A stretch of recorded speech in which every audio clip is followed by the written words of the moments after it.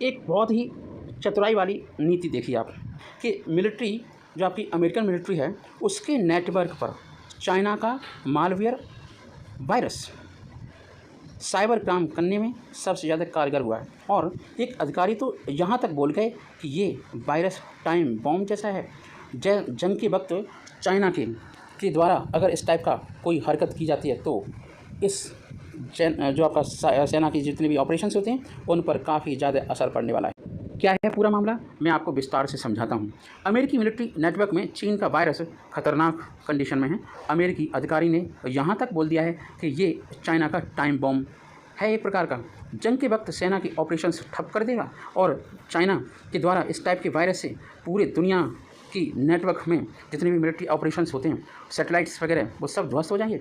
तस्वीर आपको बताएं, कंप्यूटर सिस्टम में काम कर रहे चीन की पीपल्स लिबरेशन आर्मी की है जो साइबर अटैक करने में महारत हासिल कर रखी है। बाइडेन सरकार, अमेरिकी सरकार के जो अमेरिकी सरकार है ना, या फिर हम बाइडेन की सरकार कह सकते हैं, तो बाइडेन की सरकार ने अमेरिकी सेना के नेटवर्क में चीन के एक वायरस को ढूंढ निकाला है। चीन का वायरस है आपका बहुत ख़तरनाक है। और आपको बताएं कि ये मालेवर नाम का जो वायरस निकला है काफ़ी ख़तरनाक है। सरकार को डर है कि चीन ने अमेरिका की सेना के पावर ग्रिड, कम्युनिकेशन सिस्टम और वाटर सप्लाई नेटवर्क में कंप्यूटर कोड वायरस डाल दिया है, फिट कर दिया है, जो जंग के दौरान उनके ऑपरेशन को ठप कर सकता है। न्यूयॉर्क टाइम की रिपोर्ट के मुताबिक बाइडेन सरकार को डर है कि चीन का ये कोड न सिर्फ अमेरिका बल्कि दुनिया भर में मौजूद उनके मिलिट्री बेस के नेटवर्क में हो सकता है। अमेरिकी अधिकारी ने कहा कि मिलिट्री के नेटवर्क में चीन का कोड होना किसी टाइम बम की जैसा है। उनका कहना है कि इससे न सिर्फ सेना के ऑपरेशन पर असर पड़ेगा बल्कि उन घरों और व्यापार पर भी असर होगा जो सेना के इंफ्रास्ट्रक्चर से जुड़े हैं। आपको बता दें कि व्हाइट हाउस में बैठकों का दौर जारी है इसी बात को लेकर के। और आपको बताएं कि चीन में अमेरिकी दूतावास निकोलस वंस की एक तस्वीर दिख रही है, जो उनके कहने का मतलब है जो पिछले दिनों चीन पर इनके ईमेल को हैक करने के आरोप लगे थे।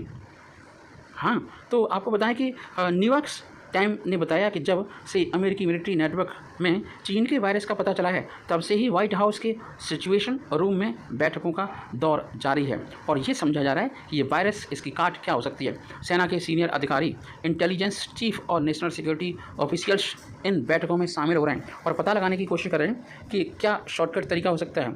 व्हाइट हाउस ने शुक्रवार को एक बयान जारी किया था, हालांकि उसमें चीन का जिक्र बिल्कुल नहीं था। नेशनल सिक्योरिटी काउंसिल के प्रवक्ता एडम हॉज ने कहा था कि सरकार बिना रुके अमेरिका के अहम इंफ्रास्ट्रक्चर और रेल, वाटर सिस्टम, एविएशन को बचाने के लिए पूरी कोशिश कर रही है। और भारत भी चीन के निशाने पर आ गया है। ऐसा नहीं कि भारत अछूता है। चीन पर साइबर अटैक करने के आरोप पहली बार नहीं लगा है। भारत में हुए साइबर अटैक को लेकर कई मौक़ों पर चीन पर सवाल खड़े हुए हैं। 2015 में राज्यसभा में एक सवाल के जवाब में सूचना और प्रसारण मंत्री ने बताया कि जिन देशों से भारत की साइबर सिक्योरिटी को खतरा है उनमें से चीन पहले नंबर पर है। साइबर खतरों पर काम करने वाली एजेंसी साई फिरमा ने 24 जून 2020 की एक रिपोर्ट में बताया था कि पिछले कई दिनों से भारत की साइबर सुरक्षा पर खतरा बढ़ा है। चीन के हैकर ग्रुप्स भारत के बड़े संस्थानों को भी टारगेट कर रहे हैं। राइटर्स की एक रिपोर्ट में बताया गया है कि चीनी हैकर ग्रुप APT10 ने भारत की कोरोना वैक्सीन बनाने वाली दोनों कंपनियों सीरम इंस्टीट्यूट और भारत बायोटेक पर साइबर हमला कर दिया था।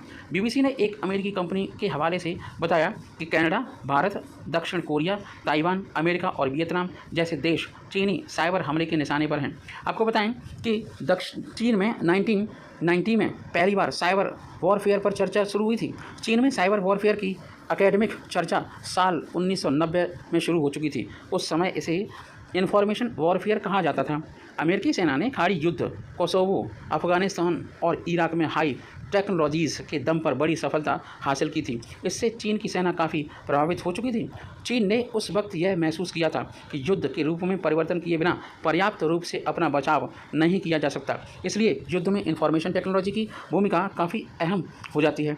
खाड़ी युद्ध के 2 साल बाद 1993 में चीनी मिलिट्री स्ट्रेटेजी गाइडलाइन में मॉडर्न टेक्नोलॉजी के जरिए स्थानीय युद्ध जीतने की बात कही गई ताकि इसके अनुभव किसी दूसरे देशों के साथ होने वाले जंग के दौरान कम आ सकें।